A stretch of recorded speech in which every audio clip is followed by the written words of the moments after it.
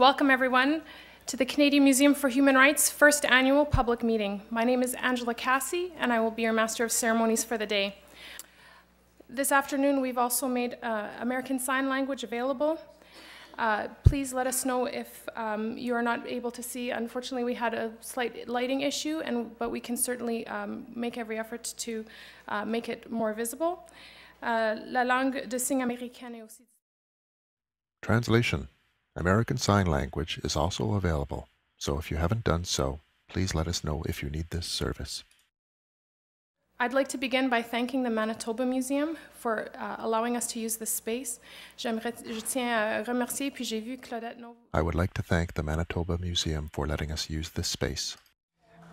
That you've given to us today. So the order of the day will be as follows. We're going to begin with a number of presentations, beginning with our board chair. Our president and CEO will be doing a content walkthrough presentation, and then we'll provide a little bit of insight in terms of both our oral history program, as well as our digital interaction and our inclusive design initiatives. Following that will be a question and answer period, which will last for approximately 15 minutes. And please note, for the media present, there will be media available after the event, and at that point, we'll be able to conduct one-on-one interviews. Alors pour les médias qui sont là. For media present, the question and answer period is for the general public, so we ask you to wait until after the meeting, and representatives will be available for questioning. Questions for the question and answer that have been submitted via the web, online, through Twitter and through Facebook. And so while we will be taking answers from the floor, our intention is also to allow some of those who weren't able to attend in person to inquire. Alors, l'intention de la session. The purpose of the question and answer period is to offer the opportunity to the public to ask us questions. We will also include some questions from people who are not here in person, but are listening to us online. We would like to take a moment to acknowledge the 22nd anniversary of the Polytechnic Massacre in Montreal. This event, in which 14 female students lost their lives, forced to the foreground the issues of violence against women and the evolution of human rights. We will observe a moment of silence for the lives that were taken. Taking a moment of silence to recognize that today marks the 22nd anniversary of the Polytechnic Massacre in Montreal. This tragic event and the loss of the lives of 14 female students forced to the foreground the important issues of violence against women and of women's rights. We would like to take a moment of silence now to remember the precious lives that were lost. Please join me.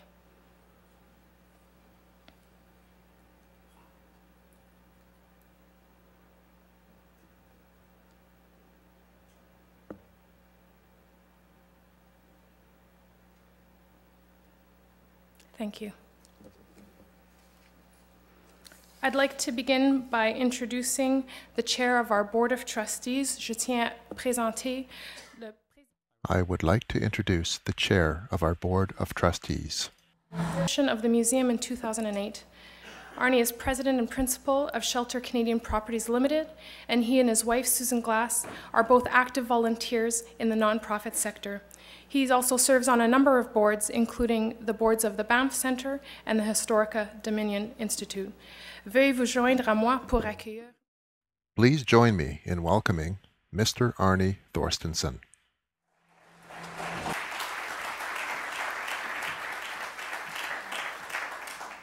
Thank you, Angela, and good afternoon. Merci de votre présence aujourd'hui. Thank you to all who have joined us at the Manitoba Museum today, and a special welcome to those who are joining us online from across Canada and around the world. This has been a remarkable year of progress, discovery, challenge, and growth at the Canadian Museum for Human Rights. On behalf of the Board of Trustees, I welcome this public opportunity to share our progress over the past 12 months. We at the museum often talk about our mission being twofold. We are building a museum that will be unlike any other. That part you know and can visibly see just down Waterfront Drive today. But an even more important than the concrete and steel and the beautiful glass, we're building a conversation, a uniquely Canadian conversation that people from every corner of the country are becoming part of. This is a conversation about human rights challenges, but more than that, it's a conversation about individual and collective aspirations. It is a conversation about what our country and other nations can and should strive to be. A conversation about what each of you can do to make a genuine, discernible difference in the lives of those around us. In particular, in the lives of those whose right to live without prejudice or barrier to opportunity has been compromised. This is a conversation that challenges us to find the courage and the commitment to be a force for change. It's a conversation that implores us to go on to motivate others to take up the cause of protecting and promoting the rights to which each of us is equally entitled. It is in this sense that the Canadian Museum for Human Rights is so much more than just a museum. The building of the CMHR is a call to action. It is a dialogue about how we, as citizens, can together find ways to make our world a bit better than we found it.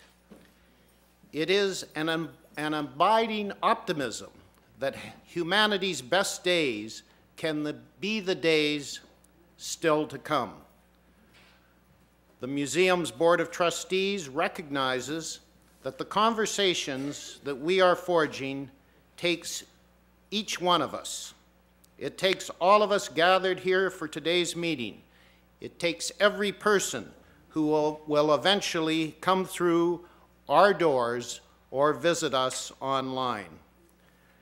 The Canadian Museum for Human Rights is Canada's museum. It's your museum. It is a museum developed by Canadians that we together will share with the world. Today, we continue in the tradition that has guided our work over the past, and will continue to guide us as we build toward our opening. Coming together to share our experiences. We cannot wait until the day when we welcome our first visitors. And in particular, I'd like to highlight students and teachers. We have witnessed over the past year tremendous efforts by young people who have been working with us to help move this project forward through fundraising efforts and through inspirational projects. Young leaders are starting human rights groups and organizations, implementing anti-bullying programs in their schools, volunteering in their communities, building and auctioning guitars to help us build the museum, and standing up for the rights of others across the country and around the world. The Canadian Museum for Human Rights will be an opportunity for more young people to visit a Canadian institution that will broaden their understanding of human rights. We have a strong heritage of human rights defenders, hundreds of them, who can serve as an example of perseverance, resilience, dedication, and optimism. even when faced with insurmountable odds. Can you imagine the impact on our nation when we expose thousands of students per year to Canadian and international human rights stories, issues, and events? The museum will help to equip Canadian and international youth to become catalysts for change and ambassadors for the promotion and protection of human rights. As we saw recently in Winnipeg during We Day at the MTS Centre, 16,000 students attended. The leaders of tomorrow are already often leaders today, in the schoolyards, in the classrooms, on the sports field, in their arts endeavors, and in their individual communities. This year, however, has not been without its challenges. Under the leadership of the museum's president and CEO, Stuart Murray, the CMR management team and staff have been careful stewards of this important project. They have worked diligently to lever the efficiencies and identify cost savings. Stuart will share a little more detail around these initiatives. The museum's leadership team continues to work diligently to ensure that we operate within our operating budget and that these precious funds are used in a responsible and transparent way. We remain focused on our three highest priorities, which are: complete the construction of our iconic building, develop the museum's inaugural content, and establishing our institution as one of the premier museums and education centers in the world. Today is an opportunity to reflect on the conversation we've been building over the past 12 months and to reaffirm our commitment to expanding that conversation together as we continue to move ahead. Let me thank my fellow board members and CMHR employees for their continued commitment to this project. Let me also, on behalf of the board, thank all of our partners from the Government of Canada, the Province of Manitoba, the City of Winnipeg, and the Friends of the Canadian Museum for Human Rights. Thank you all for your ongoing commitment and collaboration. As Canada's 5th national museum and the first museum to be located outside of the National Capital Region, the Canadian Museum for Human Rights has great responsibility and one that we take very seriously. We are committed to living up to and hopefully exceeding your expectations and the expectations of all Canadians. Allow me to thank you once again for your presence at this important inaugural meeting today. Merci.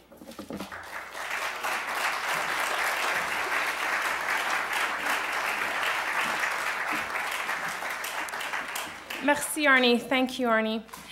Let me move into our next speaker. I'd like to now introduce Stuart Murray. J'aimerais présenter notre président. I would like now to introduce the President and CEO of the Canadian Museum for Human Rights. President and CEO of the St. Boniface Hospital Research Foundation, and worked in a variety of interesting positions, including leader of the Manitoba PC Party and road manager for the band Blood, Sweat and Tears. Please join me in welcoming Stuart Murray. Veuillez vous joindre à moi.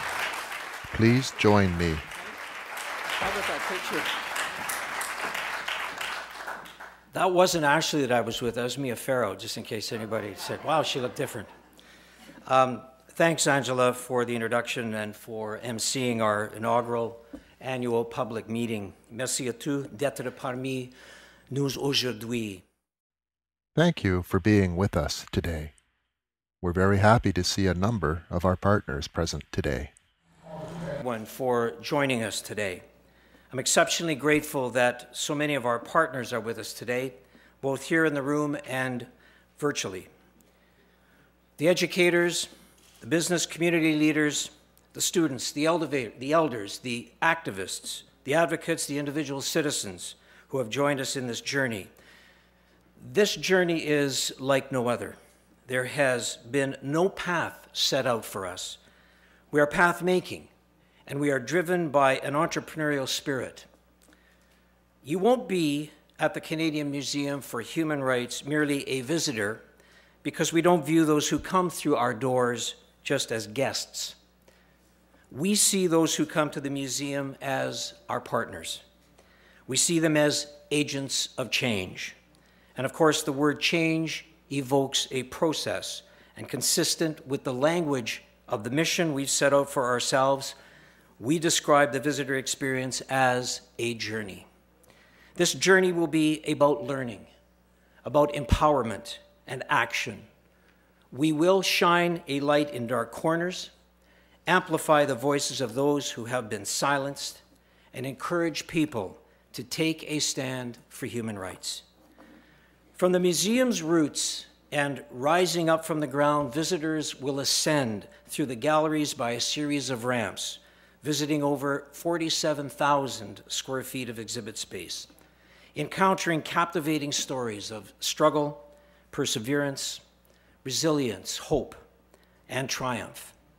Through this journey, we will paint a broad vision of human rights to help our visitors understand and to appreciate what we mean when we talk about looking at the world through a human rights lens. The museum will provide visitors with a space for dialogue about human rights issues. It will encourage visitors to reflect on human rights affect their own lives, and it will inspire visitors to take action in their communities and abroad. We'll hear about the exhibits in more detail later in the program, but what is the most compelling element of this project and this process is that the story of the museum must be read in all of its chapters. It is through this entire journey that the story must be told. And we don't want the journey to end when you simply leave the doors of the museum. We want it to continue long after, with a better appreciation and different perspectives, with a sense of human rights journey both in Canada and abroad, and ultimately inspired and challenged to take action in your home, in your community, at your school, or at your workplace. Your insight, your experience, and your passion for this project are already shaping this magnificent institution. I want to extend my sincere thanks for your contributions, but more than that, I want to thank you for challenging us always to keep reaching higher, to seek out the different angle, to listen to that other voice, to ensure that we are building a museum that truly reflects the best and the highest ideals that our country can offer. I'd also like to echo the words of our chairman and acknowledge the tremendous contributions of each member of the Board of Trustees, and some of them are joining us today. And if you'll allow me, Mr. Chairman, I'd just like to acknowledge Connie Gluby, Vin Kochar, Senator Kochar, Lindy Ledahowski, Gail Asper, and Yves Leberge. They're sitting with us joining today. Merci beaucoup.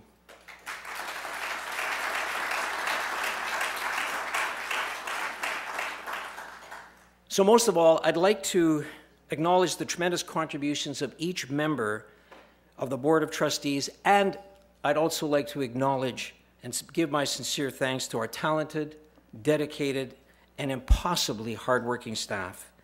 Un grand merci à notre personnel. Thank you to our exceptional staff.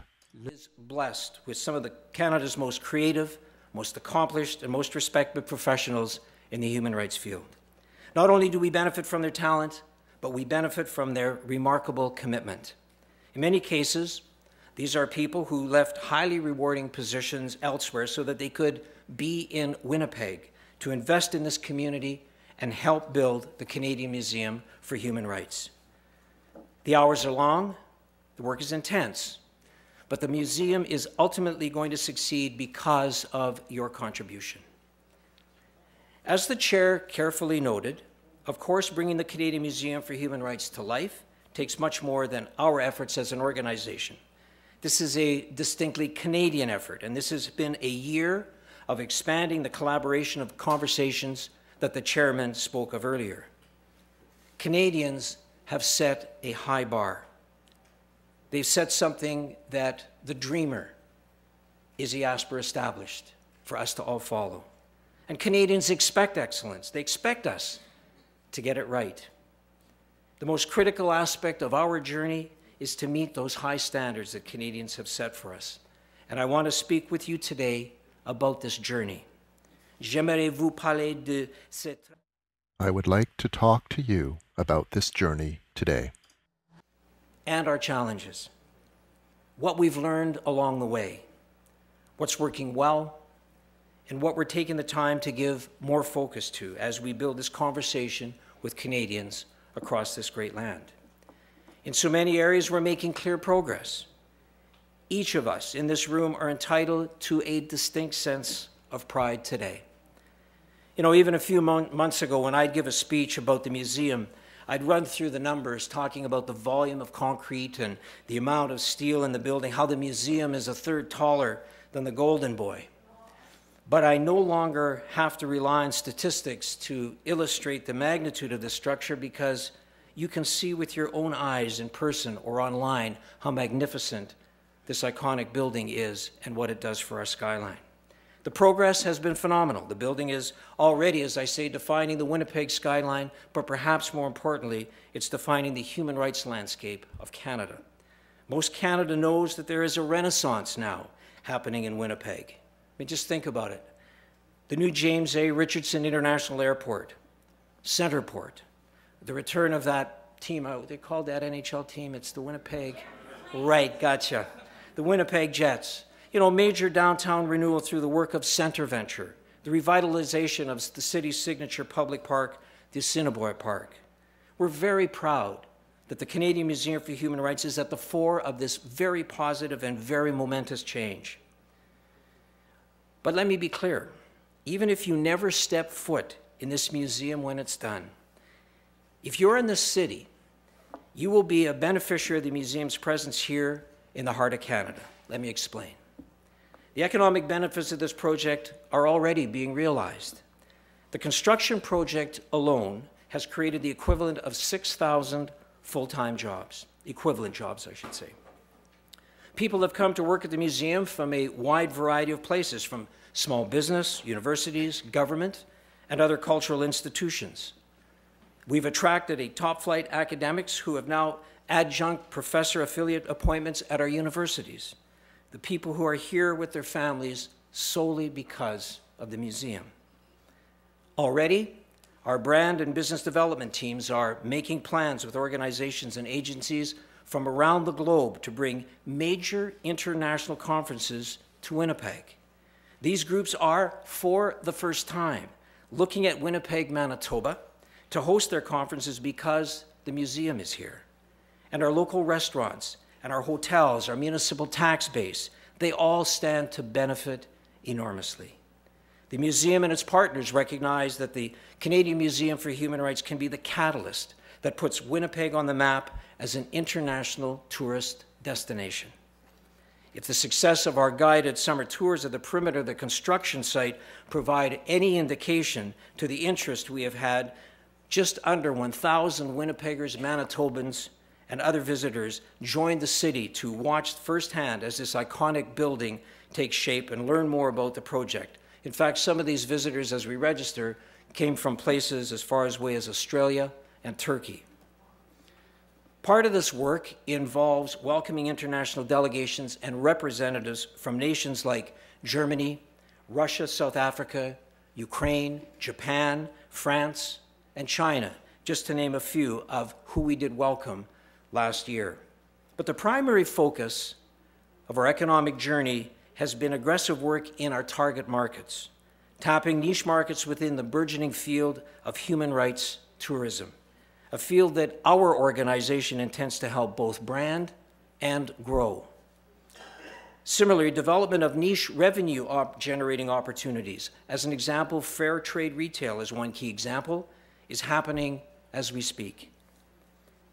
Why are we pursuing these opportunities? because we've come to recognize that the museum has the potential to provide a dividend much greater than the change of how Canadians think about human rights, significant as that objective may be.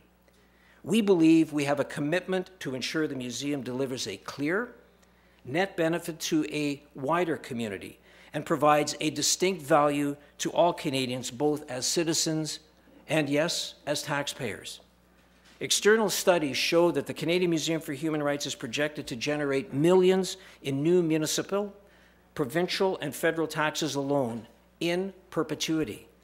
The Manitoba Bureau of Statistics estimates that total tax revenue from operations alone to be over $8 million a year. We consider this a good start. C'est un bon début. Aggressively pursuing new opportunities for revenue generation and economic partnership will continue to be a critical focus as we move ahead. Of course, while we work to expand revenue-generating opportunities, we also have a distinct responsibility to be careful with every dollar that we spend. Our public funding partners, the federal government, the Manitoba government, the City of Winnipeg, have shown remarkable support for the museum. We acknowledge their vision and we applaud their investment. Merci pour votre appui. We also recognize that this is the time of continued fiscal restraint for all governments. And just as they work to identify cost savings and reduce their own expenditures, we must also work to reduce ours. As a startup organization with no blueprint for our development, imposing internal budgetary reductions at a time that we must also expand our capacity to build our exhibits is a challenging task. That said, no part of our journey has ever been without some element of challenge. And we accept that reductions and restraint are an essential part of that journey, even as we continue to build. As a demonstration of that restraint, I can report to you today that we will realize approximately $10 million in reductions over this fiscal year alone. Let me give you a few examples to illustrate how we've achieved that. Our published financial projections from previous years indicate that we were to hire 35 new employees over this fiscal year. Instead, to reduce costs, we moved to a critical hire basis and deferred hiring for most positions. Instead of the projected 35 new hires, the museum hired just 17 positions, resulting in cost savings of $2.5 million. We've cut our travel budgets. Discretionary travel costs have been cut by $400,000 as we've curtailed non-essential travel and moved to hold more of our board and partnership meetings by teleconference instead of in person. Further, we've reduced our marketing expenditures. And for example, many of the Friends ads that you see now are already negotiated via sponsorship agreements and do not represent a cost to the museum or to Friends. But we've gone further, trimming marketing costs by some $600,000 alone this year. These measures are already proving their worth, and that's because cost challenges on the capital side have also become a part of our journey. This, we've come to know, is the raw reality of bringing one of the most ambitious architectural undertakings ever attempted in this country to life. When our engineers discovered that poor soil conditions would require an additional investment for building supports, for example, we had to deal with that, despite it being an unforeseen challenge outside the scope of our control. When we were advised by our engineers that the soil retention system on the 4 root systems, 3 of them specifically, would come in higher than forecast, we obviously had to manage that. And we've learned that unexpected capital costs aren't fully avoidable when you're building something this unique. It's for this reason, for this very reason, that we will continue to move aggressively with cost reductions on the operations side. We know that Canadians expect fiscal prudence. Steps to reduce our operating budget wherever we can will continue. Our fiscal pressures are not insignificant. They have direct bearing on every aspect of the operations, including timelines around the exhibit development and construction. Things like major purchasing and the date that we will inaugurate our building. As our chairman said, we anticipate base building construction to be complete in line with our timeline of 2012.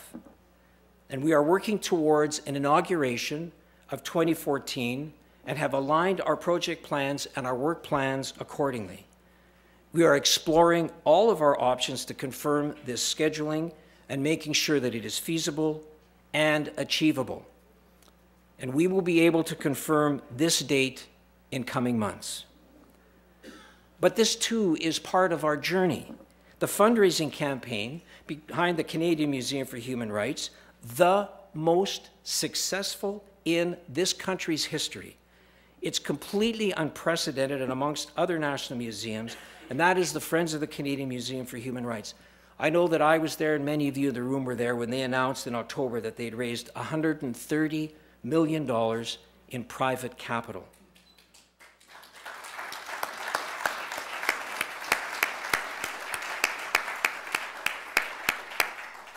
And I think what's important always to remind all of us in the room is, yes, a large part of that came from Manitoba, and wasn't an interesting editor or an article today in the Winnipeg Free Press about Manitoba. But that money came in across Canada, and it's come in internationally. It's that kind of support that is driving the entrepreneurial spirit of what makes this museum right. And it signals broad public support for the museum and renewed fundraising momentum. From the early and ongoing leadership of Gail Asper, together with Mo Levy, to the Friends' new CEO, Dav Sitkovich, who will continue to grow Friends' fundraising efforts across Canada and, of course, internationally. It makes us more committed than ever to achieving our shared vision for the museum, and we are thrilled at the prospect of this continued collaboration. But we must ensure that we strive to stretch every dollar as far as we can and make every dollar count. No one said this would be easy.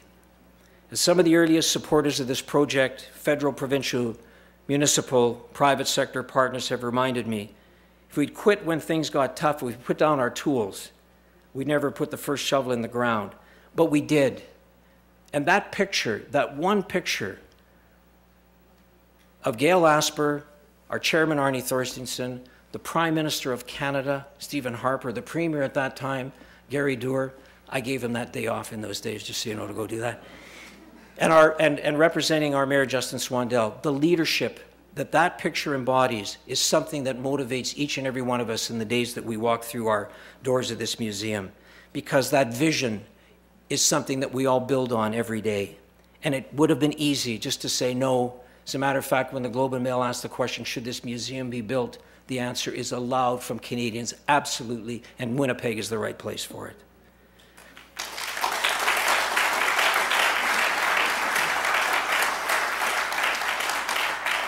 So over the past year in particular, we've synchronized these steps with partnerships that we've forged with Canadians. And it gives me considerable pride as CEO that we are taking the time to speak directly with Canadians about this project, not only to ask for their feedback and their guidance, but to then invest the time and resources to incorporate that feedback into our work. Without question, it's been collaboration and consultation that best characterizes our most significant achievements from the past year.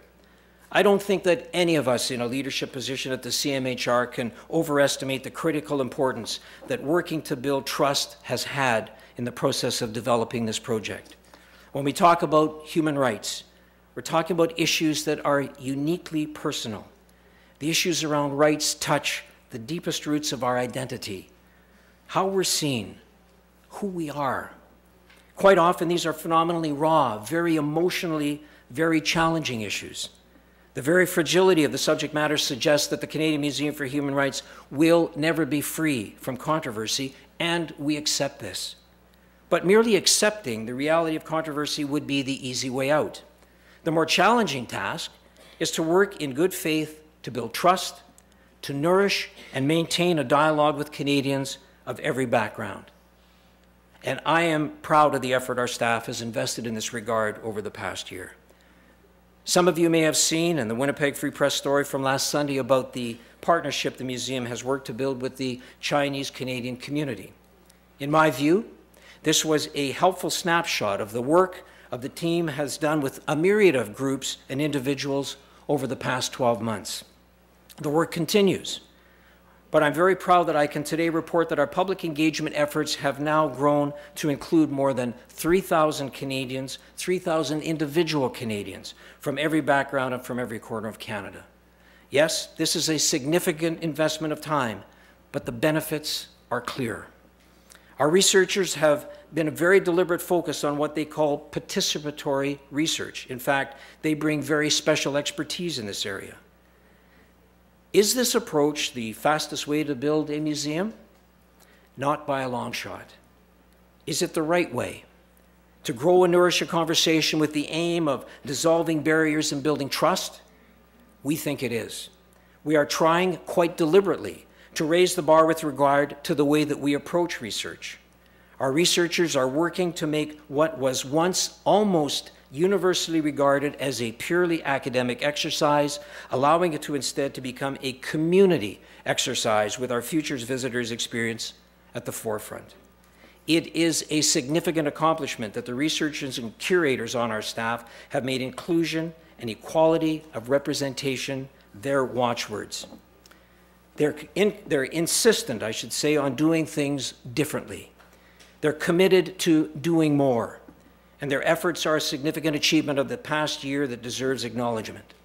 So it is with initiatives like our Oral Histories project, which Heather will speak about in detail in a few minutes. And as people like Heather could tell you, there are much more expedient ways to collect first-person points of view without an exhaustive project like these oral histories.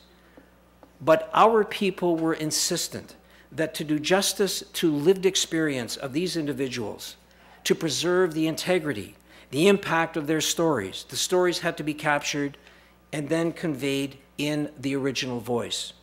Our researchers, again, insisted on meeting a higher standard. They didn't want, for example, simply to try and replicate the tradition of Indigenous First Persons accounts.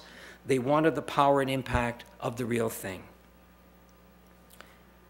There's a parallel with the museum's commitment to accessibility. Was it enough to ensure that building was accessible? Ramps instead of stairs, barrier-free access to exhibits, and so forth? Our digital media team didn't think so. So they were insistent that accessibility had to mean something much broader. For them, it meant that an individual with an impaired vision could interact with an exhibit, that a person with a seated mobility device could interact with an exhibit, that a person with motor challenge could interact with an exhibit, that a person using adaptive technology from home can access our digital content. And I should note, too, that we're not waiting until the museum is fully operational to start implementing this stuff. We're doing it right now. We're already making every effort we can to make each of our offerings as inclusive as we can make it. And so we've now formed something we call the Inclusive Design Advisory Council. And Valerie, you're here with us today, which you'll hear about in detail in a few minutes, and a national testing group which ensures that nearly everything we offer digitally is first tested by Canadians living with a disability who use an adaptive technology to access digital content. This marks a significant achievement of the past year. It's my hope that this inclusive approach helps set a higher standard for all public institutions when it comes to accessible content and programming. Perhaps the most significant aspect of our mandate, and an area we've made great strides over the past 12 months, is around education. We have a commitment to incorporate more human rights learning to support school curriculum. But how do you go about doing that? In our view, you go to the community. You partner with teachers, ministers of education, some of Canada's leading educational thinkers. Over the past year, that's what our team has done. We have an exceptionally talented staff, but the experts on age-appropriate learning and balanced curriculum development are the people that are already on the front lines of public education in our country. The integrated partnerships between the CMHR and educators will, we believe, be a model that will ensure that our education programs are relevant, that they're accessible, and easily integrated into the classroom. The Canadian Museum for Human Rights will be an extension of the classroom. But the approach to learning marks a full fundamental departure from the typical school field trip to a museum.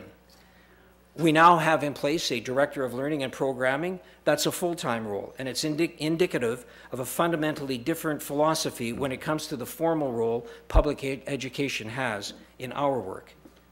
If, for example, you're a parent or an educator, you know that kids get it. They have the right instincts when it comes to breaking down barriers and embracing and the inherent equality of all people. Our job is to support them, to cultivate those instincts, to encourage them to think freely about these weighty issues, and to help them, to inspire their peers to take a stand for human rights.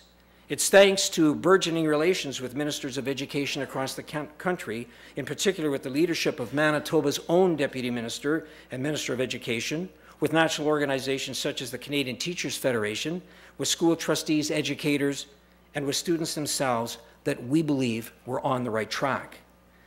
Building these relationships has been a key focus over the past year, and we'll build on this work over the coming year too. Our educational partnerships are, of course, not limited to those in the early, middle, and senior years. Over the past year, the museum has built on our formal relations with universities. 4 members of our team delivered lectures as part of the Human Rights Speakers Series organized by the University of Manitoba. We have a growing partnership with the Global College and the University of Winnipeg. I know some students are in the back. We're including collaborating in an intensive 2-week, 6-credit-hour course over the summer. While we will be moving as well to formalizing our partnership with the Université de Saint-Boniface and Red River College, we have already been able to identify some key initiatives. We're initiating partnerships with Ryerson University in Toronto, the Ontario College of Art and Design, and post-secondary institutions in Quebec. And these relationships will continue to grow. Our MOU with Rotary International will help bring thousands of students from across the country and around the world to experience the Canadian Museum for Human Rights. I'm not sure if David Newman is here or not, but he's one of the leaders in this program. You certainly need to acknowledge him. On top of this, we continue to build our research capacity with an aim to becoming a recognized destination for human rights research, not only here in Canada, but around the globe. And I hope you'll excuse me if I again mention that these international researchers will be investing considerable dollars in our local economy while they're here. All of these efforts have become a vital part of our journey as an organization. Canadians have insisted, rightly so, on the highest standards, and we are working each day to meet them. Good enough is not good enough for the museum. If it were, I could stand here today and tell you that our public consultation had concluded. I could tell you that time for revision and refinement was over. I could give you the specific time and date that we would open our doors. But Canadians expect more from their Human Rights Museum. They told us to continue to listen, to give shape to our exhibits in a way that reflects what they've told us. They expect us to build on the dialogue that we've forged with so many communities across this great nation. They want us to spend the time to get this right. Nous allons prendre le temps nécessaire pour bien faire. We will take the time necessary to do things right. It is far from over, but we continue to move in the right direction. As you might know, when we released our annual report over the summer called Change Takes Shape. Put another way, we wanted to make clear to Canadians that the Canadian Museum for Human Rights wasn't only going to become a place that would affect positive change in Canada, but to reinforce that the museum was already beginning to make good on that mandate.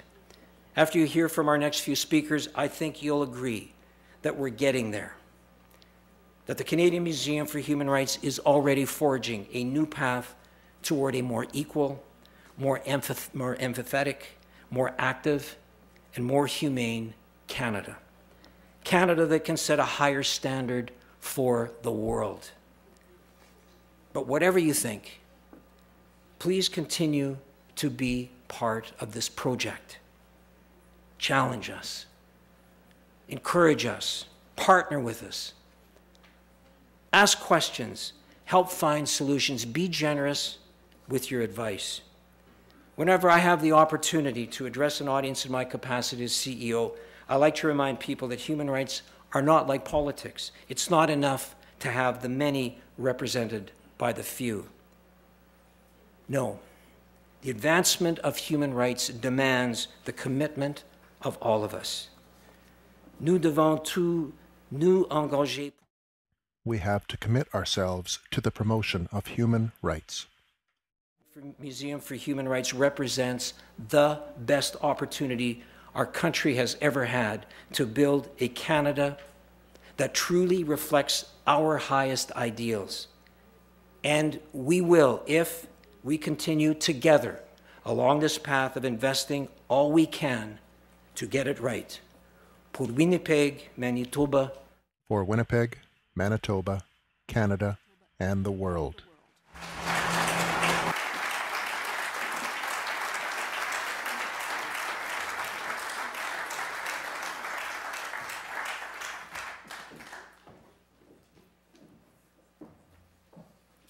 Thank you, Stuart. Merci, Stuart. It's my pleasure to present a walkthrough of where we are in terms of our content today. One of the fortunate things that I've been able to do through my role with the Canadian Museum for Human Rights is to be part of our public engagement efforts. And both our first cross-Canada story gathering process, our second smaller process last fall where we met with a number of Canadians across the country to provide them with drafts of our work and input their feedback. And now it's as part of this iterative process, I'd like to present a little bit as to where we are today. I'd like to just underscore that everything that we do is guided by our official mandate, and that is to explore the subject of human rights with special but not exclusive reference to Canada in order to enhance the public's understanding of human rights, to promote respect for others, and to encourage reflection and dialogue. And these are certainly our guiding principles as we move forward with the development of our content. Another element that informs our process as we're developing this content that will be ever-changing, dynamic, woven, and in awe-inspiring spaces is that we have the privilege of working with some of the best in the world, including master exhibit designers Ralph Applebaum Associates. But we cannot forget that Canada's national and international contributions to human rights, as well as the dark chapters in Canada's history, must be and will be told in vivid and inspiring ways. We're going to challenge our visitors to confront issues such as discrimination and exclusion, and will be inspired to take action ultimately to create a more inclusive and respectful world. And through the use of state-of-the-art technology, interactive exhibits, storytelling, theater, artifacts, and art, the Canadian Museum for Human Rights will offer something unique and different with each visit.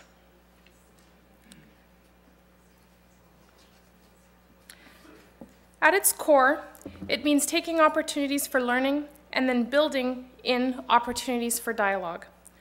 What I'll be presenting this afternoon is a really high-level overview, and in some cases, what we will present are working renderings of a number of our spaces. These are meant to give you a better sense of our process moving forward, as well as what it represents to develop this journey. Now, we're not going to focus a lot on the physical building, but I did want to point to the ramps. We've talked a lot about the ramps, but how do these ramps ultimately guide a visitor through the journey? What's important to note with the ramps is that the journey is not necessarily sequential, in that you would leave one gallery never to see it again and continue forward on your journey. The ramps actually challenge you to come back and revisit spaces, sometimes from a different perspective, sometimes from a different view, informed by the content that you had seen at an earlier part of your journey. And it's meant to interweave and interconnect a lot of the human rights stories that we're telling. So while the architecture is significant and certainly embodies a lot of the metaphors around human rights, today we'd like to really focus on the elements of our content. A few elements include our classroom spaces. While we won't go into detail about developing programming at this point, there's an image on the screen right now of the classroom spaces.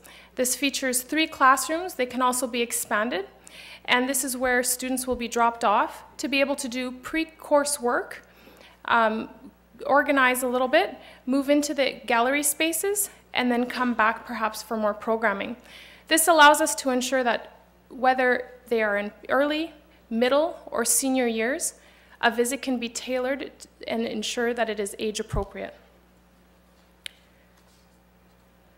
I'd like to speak a little bit first to our process, our research process. So how is this being done? Well, we've received input and it's been provided by many sources. This includes the work of our internal research and curation team. We've consulted broadly with external experts in the field of human rights. We've looked at primary and secondary sources. We've been informed by our public engagement efforts. We've referred to the recommendations in the Content Advisory Committee report. We've continued to consult directly with communities and individuals. We've been informed through our oral history interviews. We've engaged with a wide variety of stakeholders. And we also are in discussion within our own team and as well with management and with our Board of Trustees. So these are all of the players that come together as we begin to define and refine our process. So you take that research and then you begin to develop an exhibit. And you continue to consult and you continue to engage. And you continue to do research. You begin to develop an approach. What we've referred to as an approach to each gallery is a framing of each gallery. And these approaches help us remind us of what the learning objectives are for each gallery, what our aspirations are vis-a-vis visitor experience, and what are some of the key messages that we want to convey within the gallery. We certainly have internal review process, but we've also been engaging academics and experts from outside of the museum to give us critiques on our approaches and to review them. This is not a peer review process. For those who are more familiar with an academic blind peer review process, it is something that we've forged and developed in our particular circumstance to ensure that we're hearing that input as we're framing the galleries. And then ultimately we move into exhibition design. But much like the journey through the museum, this is not linear. It is a process that is ongoing and continuous. And sometimes what happens, and the team will know, you think you're getting closer to landing, and something comes in that informs your approach, improves your approach, and allows us to reach higher. So the following images on the screen present some of the different facets or elements that we use in the development of our inaugural exhibition program. We use floor plans. How is the space set up? How will people move through the space? And Corey will speak briefly in terms of inclusive design and accessibility, but certainly we want the spaces to be used by a wide range of audiences, that people are comfortable, they have places to sit, but also that we pace them through a journey. What you see in the middle is an image of a rendering of a space, and you'll see that there are no images or photographs in those particular areas. And that's because part of the work that we need to do to get to this final rendering in the corner is identify those images, ensure that we have the copyrights to those images, and develop text panels and other material to start telling the stories behind those images. So certainly these are important to be able to convey the work of the museum and to demonstrate how the spaces may feel. But I just note today that these are still working documents, and we are in the midst of doing a lot of that image research to finalize which particular images and stories we'll be telling through the museum.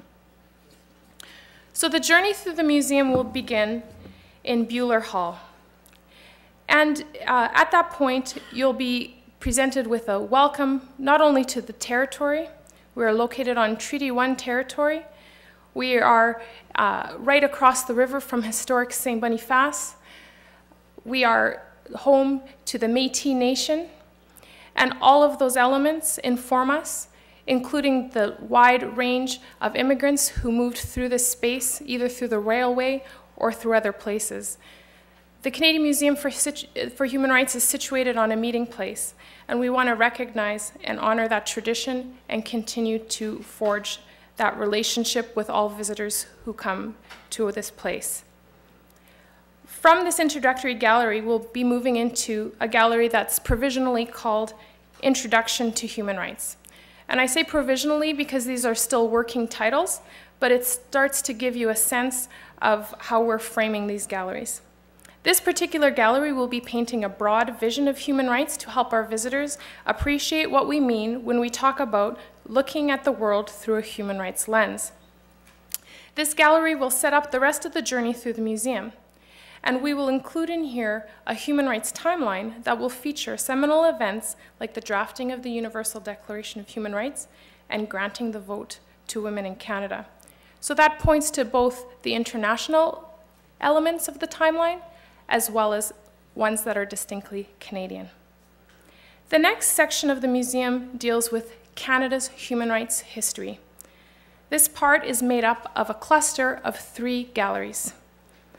The first gallery begins to look at Indigenous rights, and it's intended to convey Indigenous concepts of humanity and how Indigenous peoples struggle for and assert their rights in Canada.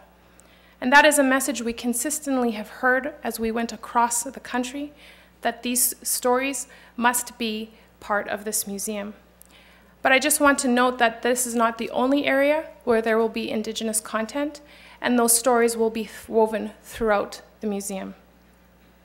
Next comes Canada's human rights journey.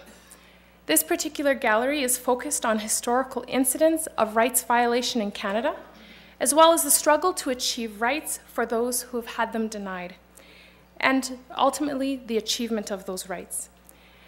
This gallery will allow us to focus on stories such as the Chinese Head Tax and Exclusion Act, the Kamagata Maru, and Canada's internment operations, to provide but a few examples. And finally, the Canadian Challenge. This will examine the current state of human rights law and legal instruments in Canada, as well as the limits to these rights. This gallery will help our visitors learn about how their rights are protected in Canada, how to claim them, and how to prevent further violations. And it will also look at Canada's sources of law, including the British common law, civil law, and Indigenous legal traditions.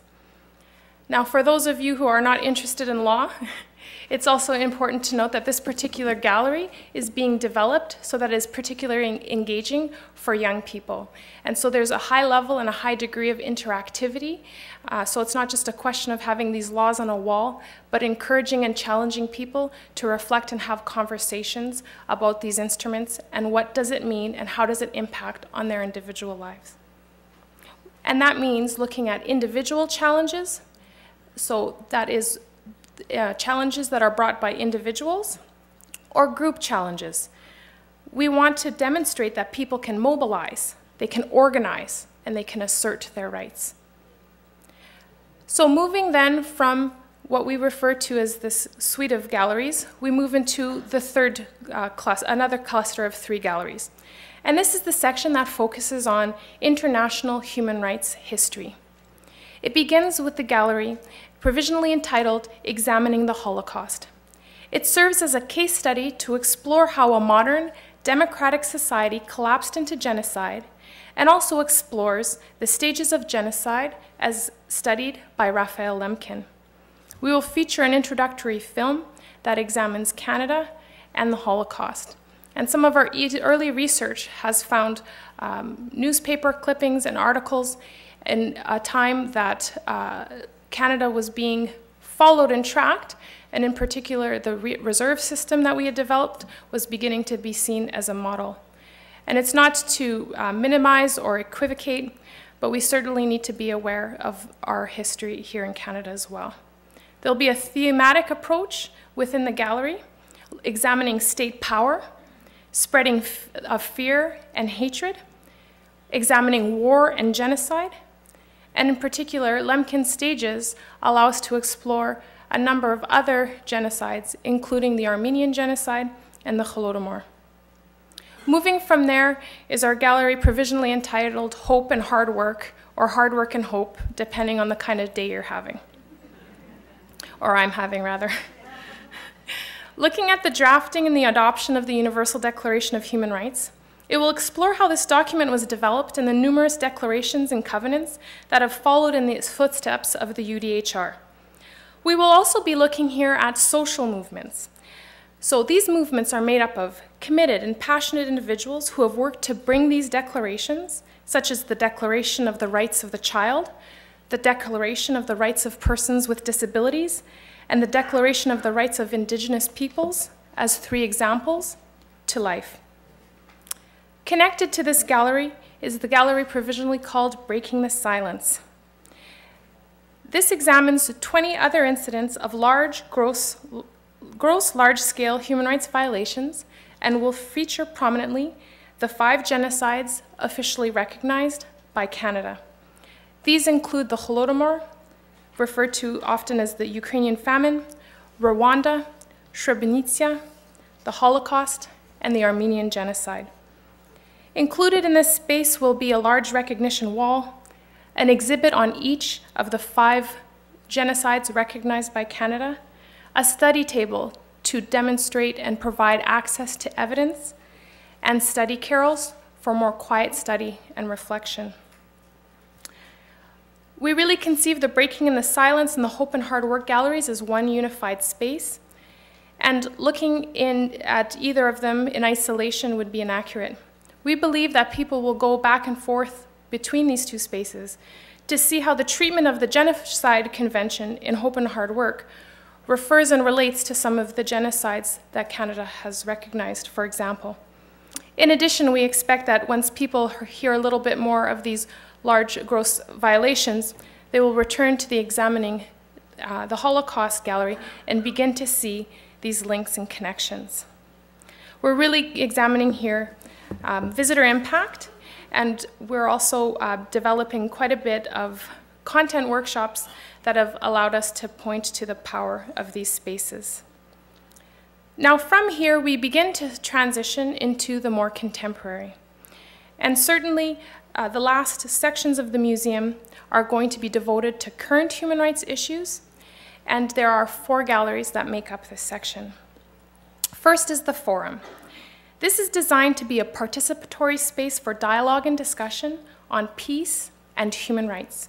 It will focus on notions of action that are crucial to the protection, promotion, and achievement of human rights, including creativity, empowerment, dialogue, and relationship building. Around the world, individuals and communities are working to repair and transform their lives and the lives of their communities in the face of human rights abuses. We want to have our visitors here discover the initiatives worldwide that are repairing and transforming our communities, including our own truth and reconciliation process here in Canada. How do you build sustainable peace? And how do you provide an environment in which human rights and dignity can flourish? So we're going to think creatively and critically and with empathy about the connection both between peace and human rights in the face of gross large-scale violations, armed conflict, or structural violence. And ultimately, this begins to speak to taking action. We want to recognize and nourish the various skills necessary for building a human rights community and a sustainable peace. From there, we move into human rights today. This gallery is focused on current issues and emerging human rights trends, and they're going to convey the immovable notion that the struggle for human rights is ever-pressing and ongoing around the world. This gallery will feature the stories of human rights defenders, people who are working for human rights around the world. And we will, for inauguration, begin to examine the topic of poverty. And poverty is indeed a complex issue. And we want to take care to guide our visitors into the idea of poverty as a violation of human rights and as an impediment to the full enjoyment of human rights. For this, we're fortunate to be able to rely on a number of international human rights treaties and norms to provide definitions and understandings that have been in common usage in human rights forums since the mid-20th century, establishing notably the rights to adequate standard of living, food, shelter, education, health, development, and gender equality. These highlight the interrelatedness, indivisibility, and interdependence of human rights. And poverty in particular is measurably one of the most cross-cutting issues and touches on gender issues, child issues, and key human rights issues. From there, we move into a space that we refer to as Eye on the World. This is a space that will transition more frequently once the museum's doors are open, as it allows us to use photojournalism and documentary film to explore human rights issues. And this allows us to create a space and a place where we can mark anniversaries, hold fora, discussions, and it will be a dynamic, ever-changing place. And finally, last but not least, a gallery that's provisionally entitled Take Action. This really provides the nuts and bolts of activism, empowerment, and personal agency. It's here that we explore how we each can make a difference in building and nourishing a human rights culture, whether it's signing a petition, volunteering your time, starting a nonprofit organization. We can all take steps for human rights. We just have a photo there of some of our staff who are participating in We Day. This is an example of one of those galleries that's in full development, but ultimately this is also a space that will be staffed by personnel in the museum that will help you to begin to pathfind actions for human rights.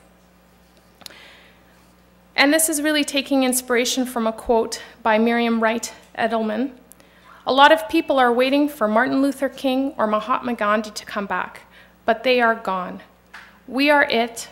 It is up to us. It is up to you. That is the last official gallery of the museum. From there, visitors can take a trip to the Tower of Hope and the culmination of this journey from darkness to light, from despair to hope. They'll be treated to a spectacular view of Winnipeg and look upon a landscape where many human rights struggles have been fought and won. And from there, and from the beginning, we've recognized that for many of our visitors, the human rights journey at the museum will be a challenging and emotional one. And we want to respect and dignify that, so there are quiet spaces throughout the museum designed to offer a space for quiet reflection, and one such space is the Stuart Clark Garden of Contemplation. And so that provides a high-level overview of our inaugural exhibits and the work that we've done to date, and I thank you for your time.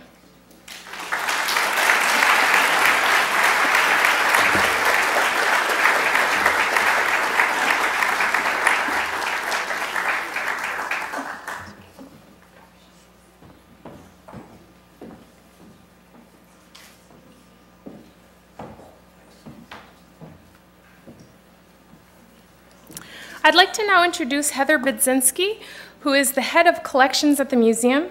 She holds a master's degree in archival studies from the University of Manitoba and has worked in a number of archival settings, including the Hudson Bay Company's archives, Archives of Manitoba, and Nova Scotia Archives. She is responsible for the development and management of the museum's collections and is the co-lead of the oral history program. Please join me in welcoming Heather Budzinski.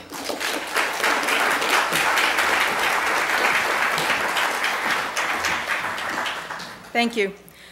Good afternoon, everyone. Bonjour, mesdames et messieurs. Hello, ladies and gentlemen. It is a pleasure to be here today to take part in the first annual public meeting of the Canadian Museum for Human Rights.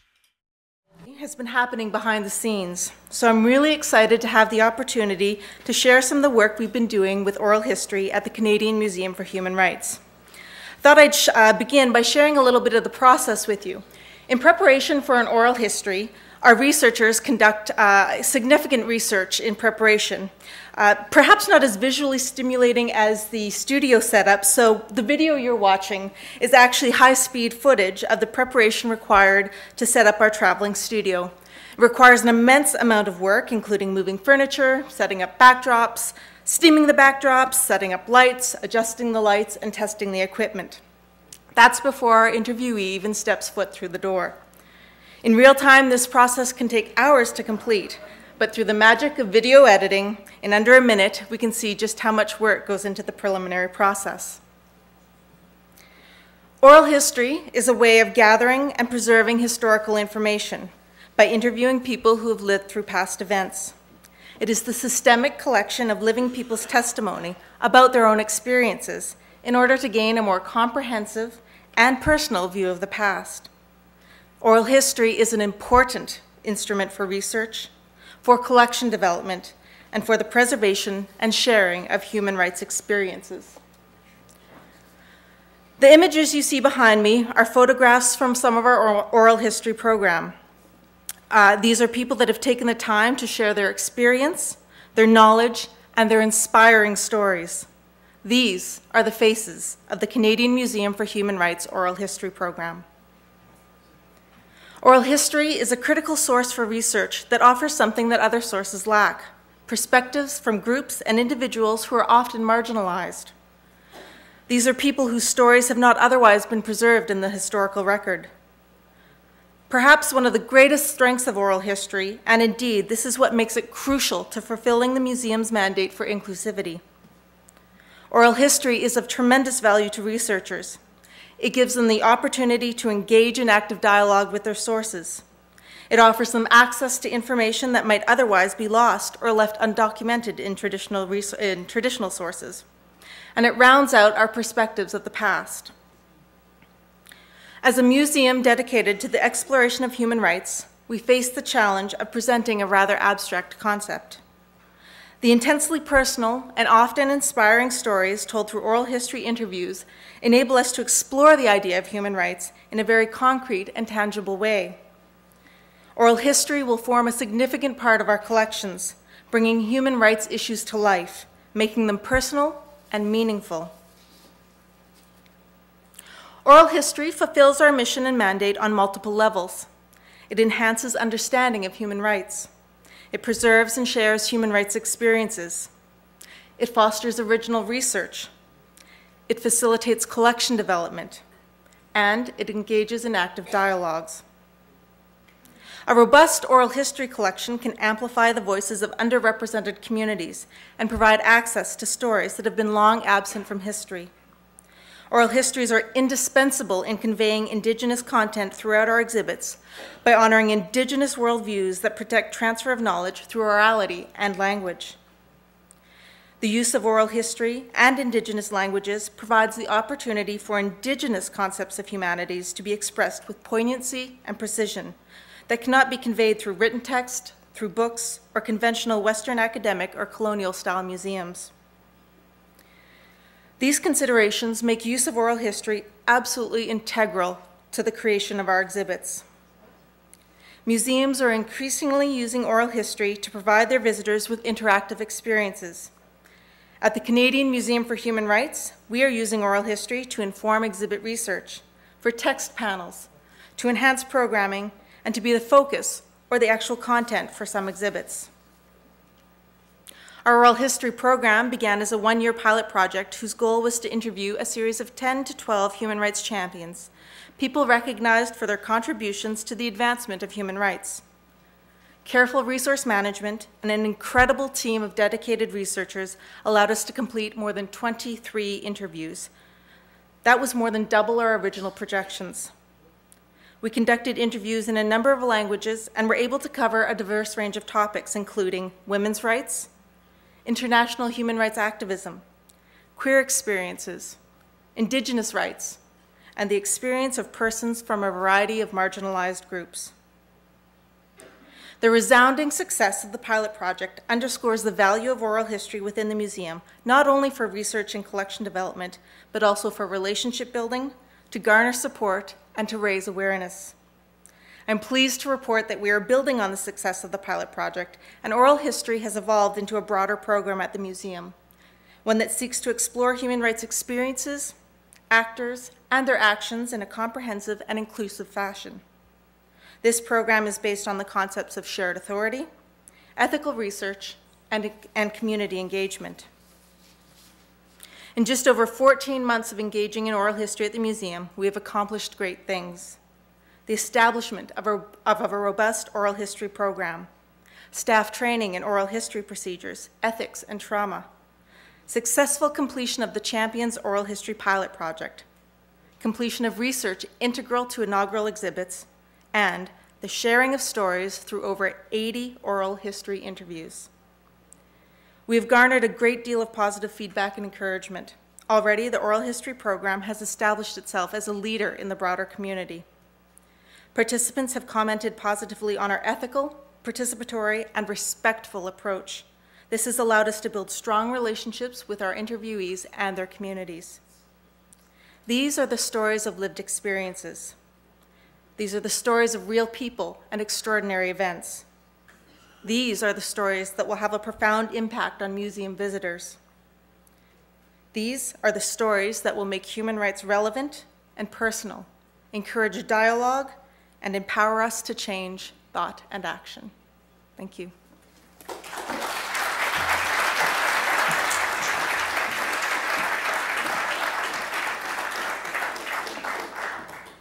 Thank you, Heather.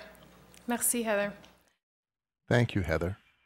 I would like to introduce Corey Timpson, our Director of New Media and Collections. Design new media and collections initiatives related to and supporting all aspects of the Canadian Museum for Human Rights, specifically collections, research, exhibits, and corporate needs. Corey has a BA in Law from Carleton University and a postgraduate diploma in Interactive Multimedia from Algonquin College. Prior to accepting his role at the Canadian Museum for Human Rights, Corey spent 8 years at the Canadian Heritage Information Network and the Virtual Museum of Canada, where he led the interface and creative design, information architecture, and web management projects. He's authored a number of papers, presentations, and participated at conferences. He is an active collaborator in the new media and digital discourse within the cultural domain. Please join me in welcoming Corey Timpson. Veuillez vous joindre à moi pour accueillir. Please join me in welcoming Corey Timpson.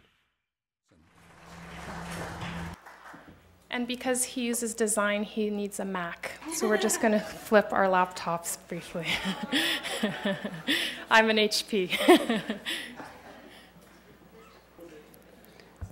We've gotten to hear quite a bit today about some of the things that set our project apart from others, from other museums. And before coming here, you heard a bit from my bio that I had the good fortune of working with a large number of the 3,000 museums that exist in Canada. And a lot of the projects I worked on were related to digital technology and innovation. And this is one of the things that our museum, one of the aspects that may set our museum apart from some of the others as well. So I'm going to talk a little bit about digital interaction and the opportunities before us, where we're going and why we're going there. So the museum's often considered an idea museum, and that has to do with our intangible subject matter, something that's a little bit different from other museums. Musée d'idées. When we think about digital technology and the fact that we're an idea museum, we look at our mandate and how we're going to employ digital technology in the museum. I really focus on this little end piece of the mandate to encourage reflection and dialogue. It's very active. Throughout all the speeches you've heard today from Arnie, Stuart, Angela, Heather, you've heard conversation and dialogue. Those two words come up a lot. So when we're thinking about digital technology at the museum, we're thinking about encouraging reflection and dialogue. Favoriser la réflexion et le dialogue. To encourage reflection and dialogue. Of digital technology, we think of what we're building. We think of we're an idea museum. It's a concept. It's intangible. We're a national museum. We're based in Winnipeg. And our subject matter is human rights. Human rights are often told through stories. So our collection, unlike a lot of museums, is largely intangible. And you just heard Heather talk about our phenomenal oral history program, which is born digital. It starts off immaterial, which is a different proposition than a lot of other museums. Not to say we won't have artifacts, of course we will. But our collection definitely takes on a different shape when you consider the collections of other museums. And what are we going to do with that collection to fulfill our mandate? When we think of digital interactivity, a lot of people think of something like this or think of an iPhone. Is this interactive? This is someone who's pushing a button to read a text, watch a video, look at an image. Those are all passive activities. Interactivity means something a little bit more to us. I love this photo. When we think of the Idea Museum, I think of an experience and interaction designer, Nathan Shedroff, and I've been saying this quote of his for years. In 2000, he published a book called Experience Design, and in this book, he said, one of the most interactive experiences you'll have in your life is a great conversation. So when we think about digital technology, and we think about the experience we want to offer people, we think of this quote, and we think that if we can provide a dialogue, maybe we're a dialogue museum. Dialogues are reciprocal, they're multi-directional, they're back and forth, there's cause and effect, action, reaction. This is interactivity. So, in many museums, visitors come to the museum and are informed by the museum. And we want to do that. We want visitors to visit our museum and be informed by the museum.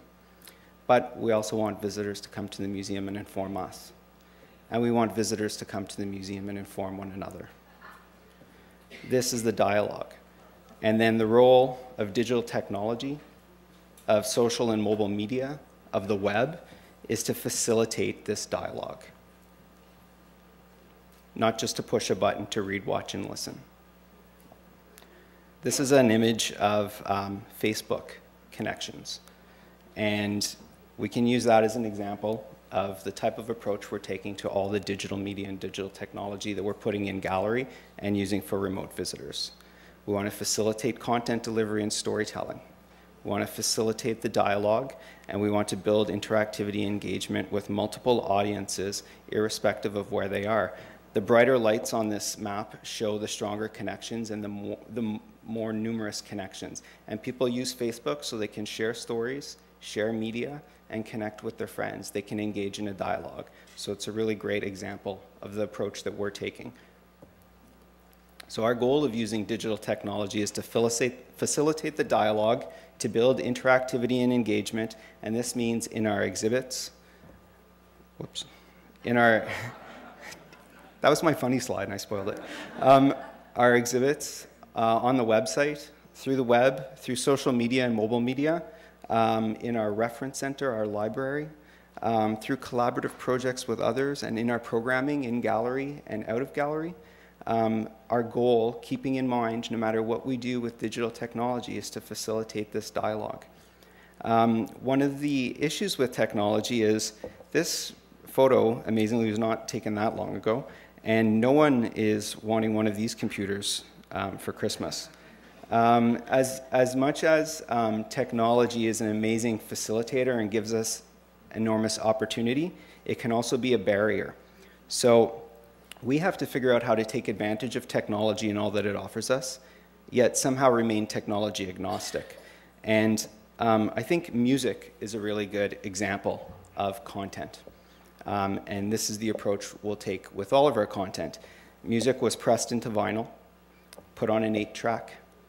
Then we went to cassette, CD, and now I was trying to think of how do we represent music today, and the only thing I could think to do is put a little play button in the corner, because music isn't tied into the physical form anymore. Music exists in its intangible nature and can be expressed through any form based on the needs of the person listening to the music, the user. So this is how we want to take our approach for media and technology in gallery and online. We want to separate our stories from the form that they're taking. And we want to do this so that we can produce our content once and then send it out to wherever we need it to go, be it a home computer, a mobile device, a tablet, or a display in gallery. So this is just some examples. In gallery, at home, on a mobile. This is the type of flexibility we want so that when whatever comes next, we can address that as well. This is an image of a woman wearing Nokia's augmented reality glasses. These exist, and they're glasses that allow a user to, through retina tracking, navigate their email, surf the web, and they view it through the glasses. Will these become mainstream technology? Maybe not, but the point is if we follow the music example, which is what we're doing, then we'll be able to produce our content and send it here in a cost-effective way. We won't have to reproduce the work that we've done. This is a huge fundamental shift from how other museums are operating, and it's an advantage we have from being built with no legacy today. We're really talking about being ubiquitous. We want to share our content and stories without constraints. So we can produce content once and use it often. That means using it in different scenarios. We heard a lot of talk already today about the virtual visitors, people who are following us online, people who may not have the opportunity to come to Winnipeg. We can present our content to different audiences in different ways. And we can evolve and change over time in perpetuity in a cost-effective way. So unlike this bookshelf, we'll never fill up, but we can continue to add. So growing for the future and meeting the expectations of visitors are two very large goals, but doing it accessibly. Irrespective of location, of constraints, like conceptual constraints or physical barriers, or irrespective of ability. Angela spoke a little bit earlier, and so did Stuart, about inclusive design and the formation of our Inclusive Design Advisory Council. I should note that this council and our approach is not just to be inclusively designed in regards to digital media, but this is a very clear example of where we can make a difference. The difference between inclusive design and accessibility is with accessibility often is something has been built or designed and you figure out how to make it accessible. And we want to make sure that we weave into the business practice of the museum a methodology which employs inclusive and universal design, where from the very outset we're designing a solution, be it an in-gallery experience or the presentation of digital content online, be it a policy we're writing for how we're a human resources policy, for example. We want to ensure that we're designing these things inclusively from the outset to appeal to everyone. And then we're going to need some help along the way, and that's where the Inclusive Design Advisory Council comes in. It's fairly straightforward to make content accessible. There are guidelines, the WCAG 2.0 AAA compliance. We can follow that and know that someone with a screen reader can read our content. But how do we make an experience accessible?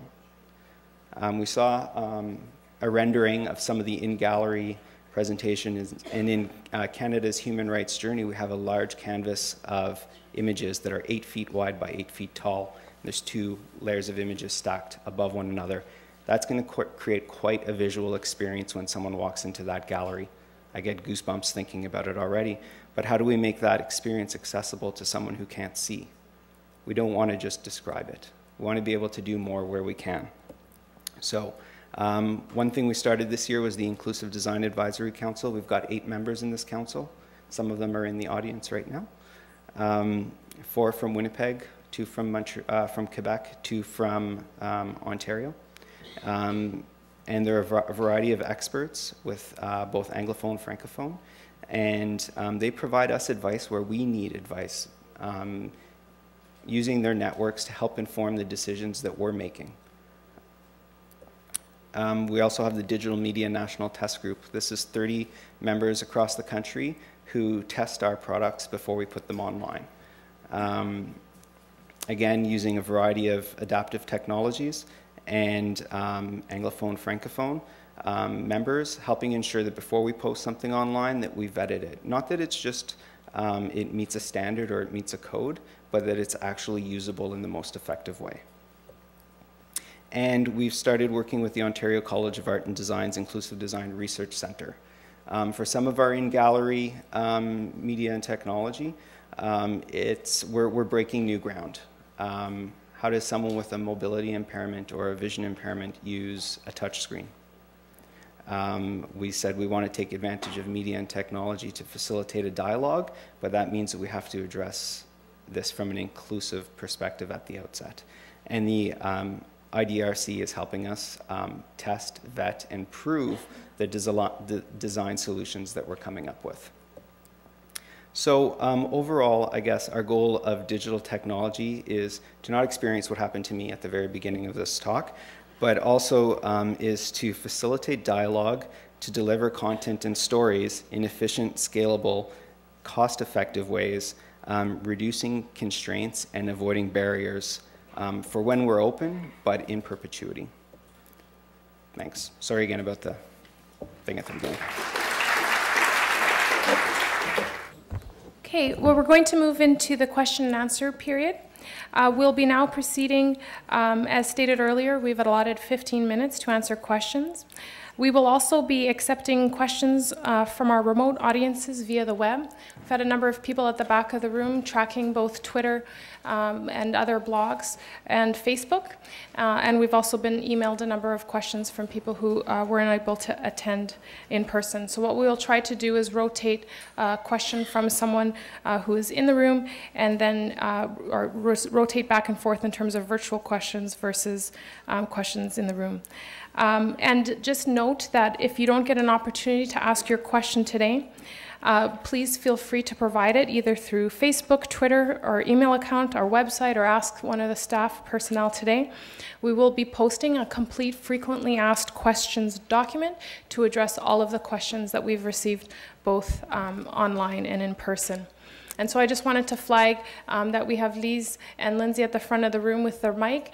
If you'd like to pose a question, please signal to them. And what we'd like to begin doing is just one of the questions that was emailed today. So perhaps if you would like to ask the first in-person question, wave to Lise here, and then we'll proceed with that question following this one here. So we received email from Joanne, and she has two concerns regarding how accessible the museum will be for people with mobility disabilities. And she states that she has rheumatoid arthritis and has difficulty getting up off low seats. Is there a consideration to make the washrooms accessible to people who have arthritis at a height of 18 inches? Will there be benches, chairs available for people to rest at a comfortable height of 18 inches and not slanted? Will the museum be accessible for people with arthritis? So thank you, Joanne, for your question, and perhaps Corey, you can speak to that. Yes.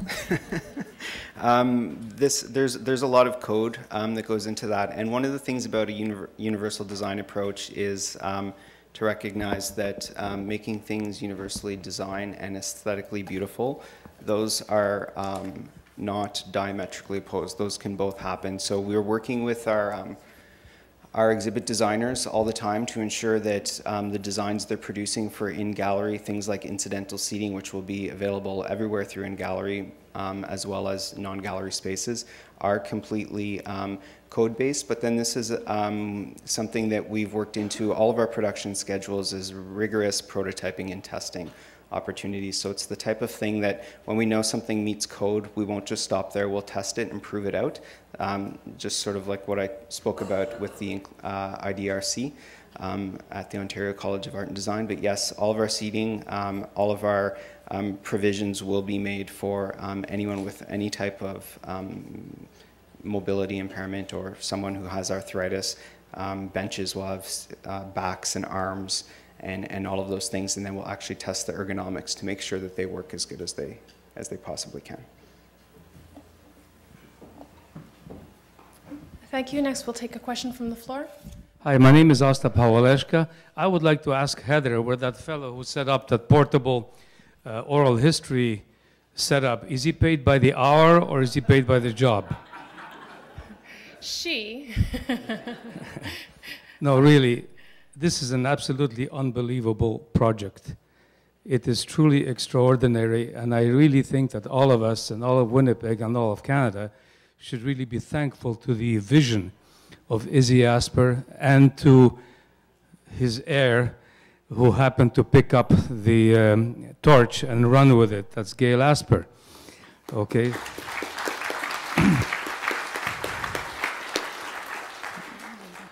Without any doubt, everybody supports the museum. I'm very proud that from the very beginning, when I first heard of it, I actually wrote the first letter to the Ukrainian Canadian Congress supporting this museum.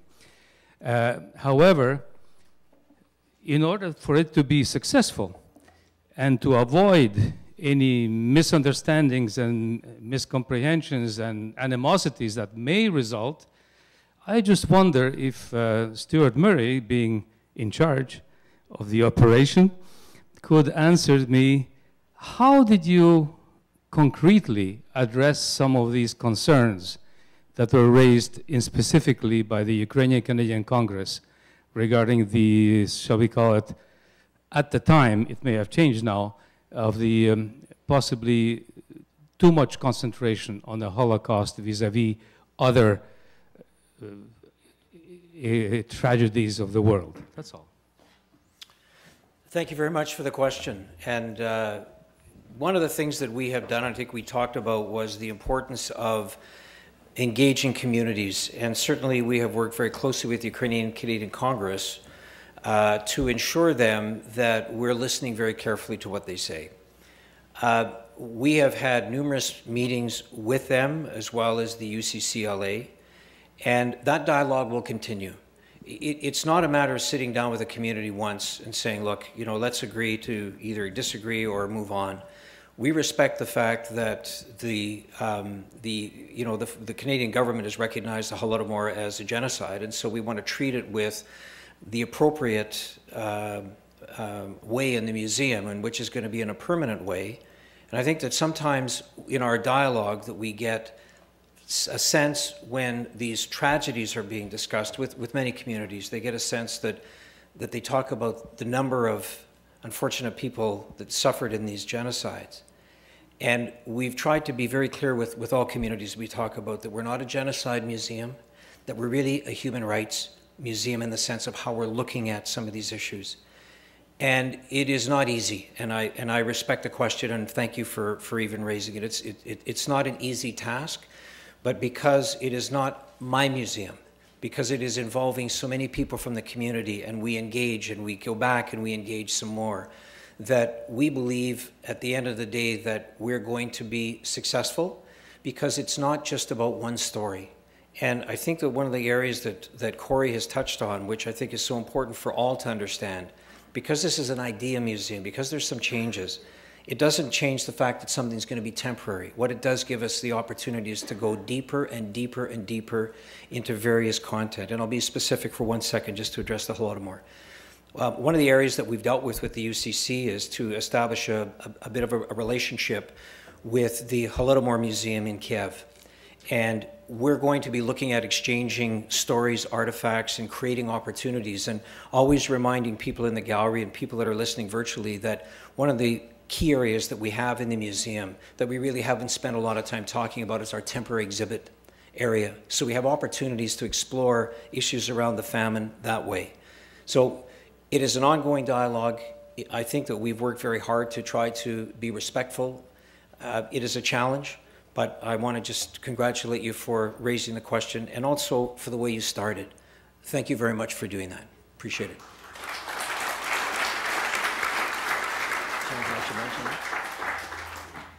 Okay, we have a question from Twitter. Oh, sorry, okay, sorry, I'm having a hard time reading this. While I'm reading this, can you just find the next person? Yeah. Okay, so question: will you be up? Will you be up for Will you be sorry? Will you be up for human rights of Canadians today, or just documenting them for historical records? Speaking of. Okay, sorry, the fold was here. So will you be speaking of up for human rights for Canadians today, or just documenting them from historical records? Yeah, I'll just respond to that, just related to what we talked a little bit about in terms of human rights today. Certainly an objective of the museum is to not be completely historic, but to rather inspire people to consider different topics, to find their own ways to take action, and to demonstrate how other communities have taken action.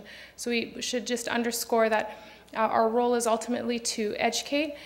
We are not a news outlet. And so certainly when we look at contemporary issues, we want to find a way to ensure that we're timely and relevant, but there are certain challenges doing that in a museum context as well. So certainly inspiring people to take action, pointing them to ways that they can take that action, and that's how we'll help to equip and inspire and educate Canadians in terms of how to speak up for contemporary human rights issues. Do we have another question from the floor? Yeah, hi. During the course of 2008 and 2009, there was an archaeological excavation that took place at the footprint of the Forks. So far, the report for that has yet to be published. It's now 2011. That was the initial work was done in 2008. The work was finished in 2010, in May of 2010, and it was published. It was given out. I'm one of the people that wrote it. It's now been over a year, and there's no publication of this, which I should start off by saying I do strongly support this museum, and I think it's a fantastic idea. Unfortunately, in my opinion, there were some things that went on during that excavation that lead to some pretty strong questions, to the point that the recommendations page, and this is what my question is going to be about. I just did this so you guys can see it. Basically says, at this time there is no point in writing several paragraphs of recommendations for the Canadian Museum for Human Rights site. The organizations involved in the construction of the Canadian Museum for Human Rights have demonstrated that they will not be bound by the terms of the heritage permits. Recommendations for reasonable heritage resource management practices were ignored during and after the mitigative excavation project. More of the same would be as futile as King Canute raving at the waves. Now, that's a pretty strong statement. I worked, as I said, from the very beginning of those excavations until the end, and I know the gentleman that wrote this. He actually retired as soon as he finished working for the Canadian Museum of Human Rights. And my questions are, number one, why has that report not been given out to anybody? This is information that should be free. And number two, what do you think of the fact that the person that was hired said that you did your best to get around the heritage permits and that making any recommendations would be unbelievably futile?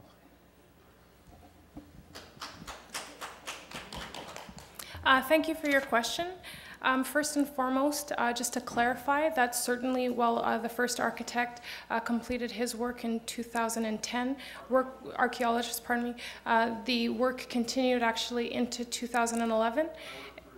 Yeah, and so the work was actually completed in spring and summer of this current year, and so we're waiting for a complete body of reports to really demonstrate the scope of the work that was done throughout 2008 to 2011, because that provides the fullest picture of the work that was done. As to your question in terms of the Manitoba Heritage Resources Branch, we worked with them throughout the process, and we can I please finish responding? Thank you. I just want to be clear that we have worked with the Manitoba Heritage Resources Branch from the beginning, and we were following Manitoba's legislative requirements in terms of heritage resources management.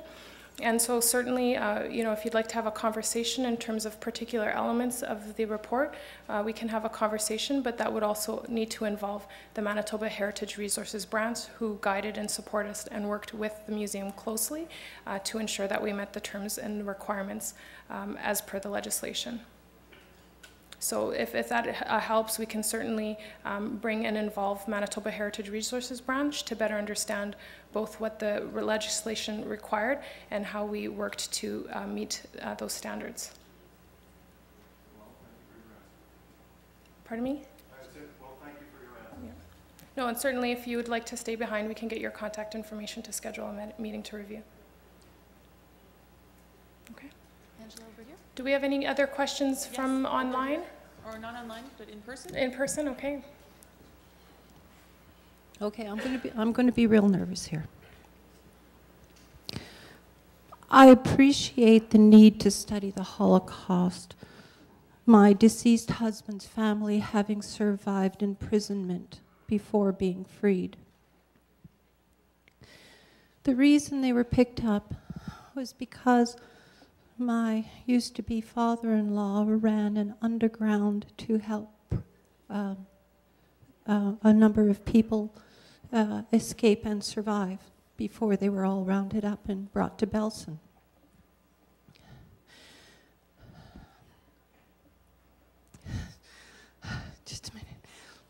It's physically demanding for me, sorry. Yes, no, please take your time.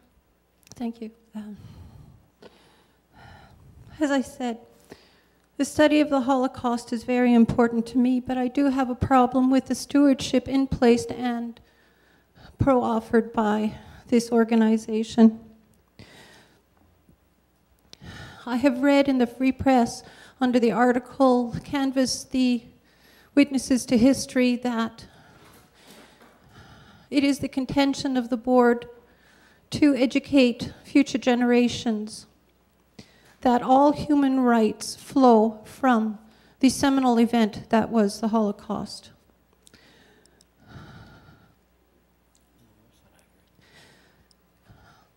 Just a minute. I also understand that as far as the Human Rights Museum is concerned, I have not seen anything written that is going to not promote, or how can I say, the only information I've seen with the Human Rights Museum is something that disturbs me apart from the last one, and that's that since financial history is not taught from the 1800s anymore, is the museum going to promote the myth that Germans suddenly went crazy when we can look around and see that the financial terror, the financial events that are happening nowadays are very much reflective of past events?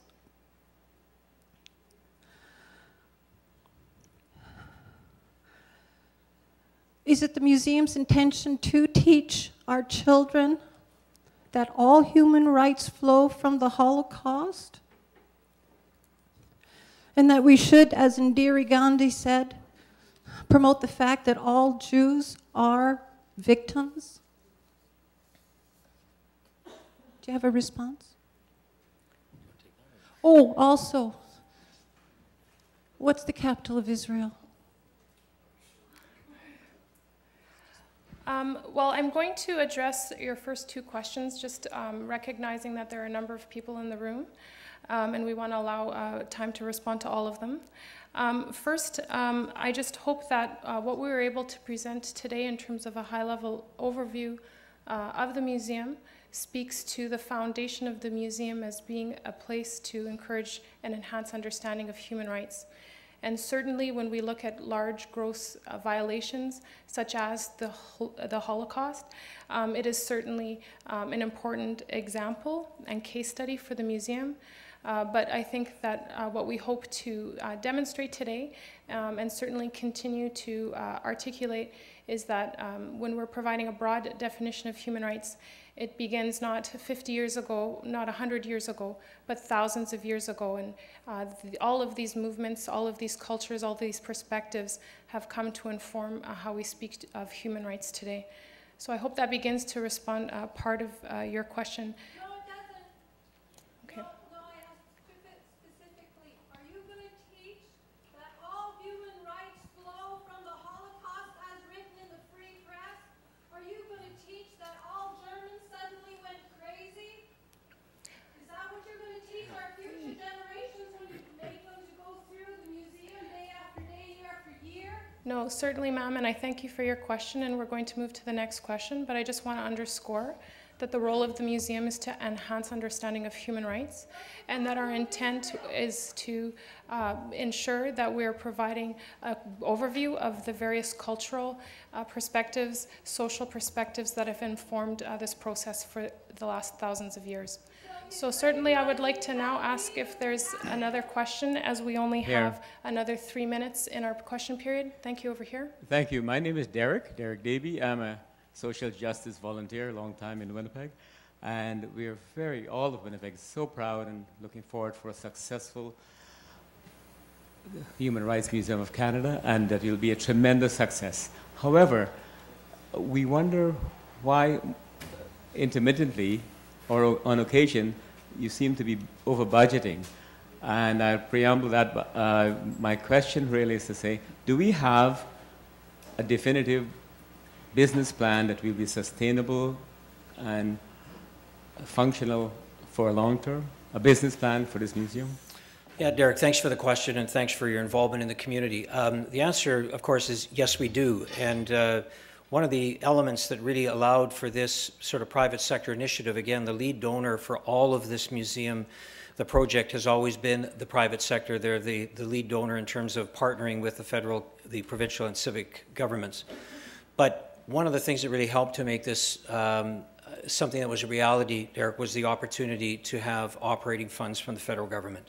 So the operating funds that we have, which the appropriations allocate of $21.7 million annually, allow us to make this, this entity to sort of work. But I also want to add to that there's also more revenue that's going to be generated. And so part of the business plan is generating additional revenue, whether it's through the availability of the facility, whether it's through tourism, whether it's through online sales, whether it's through the restaurant, or the retail that we have on site. So one of the areas that our brand development team are doing is looking at taking what is the 21.7 and increasing it so that we have a higher number, a higher dollar value to work with.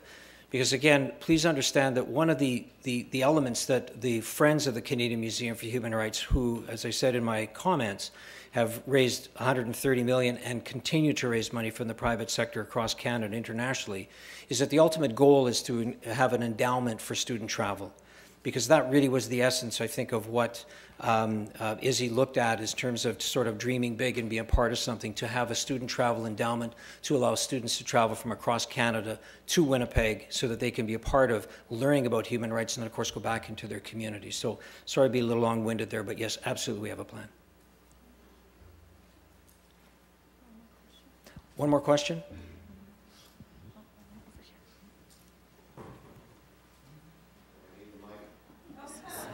Sorry, there were two hands. Yeah,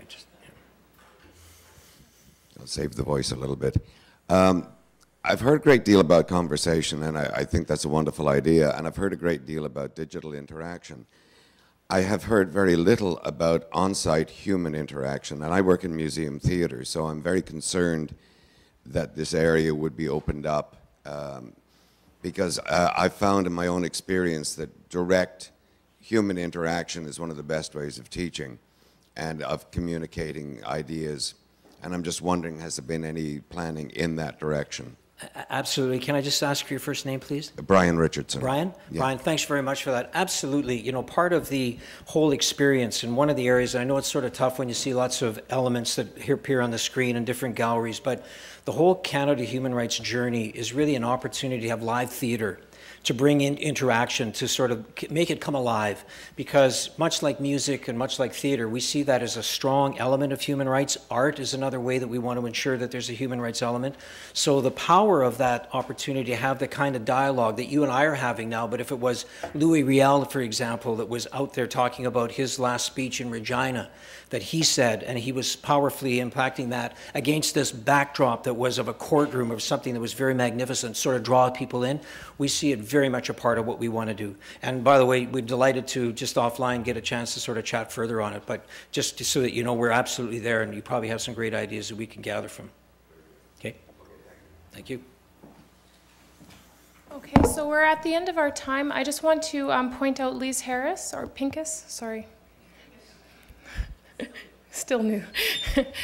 She's going to be standing at the back of the room. If there are any other questions, I'd ask that you contact Lise. She'll take note of your email address or phone number if that's your preferred method of receiving the information, and we'll take note of your questions and ensure that we forward them and include them in our frequently asked questions. So that being said, merci pour votre temps ce soir. Thank you for your time tonight. Opportunity to speak a little bit as to where we are today. Merci beaucoup. Drive safely. Thank you.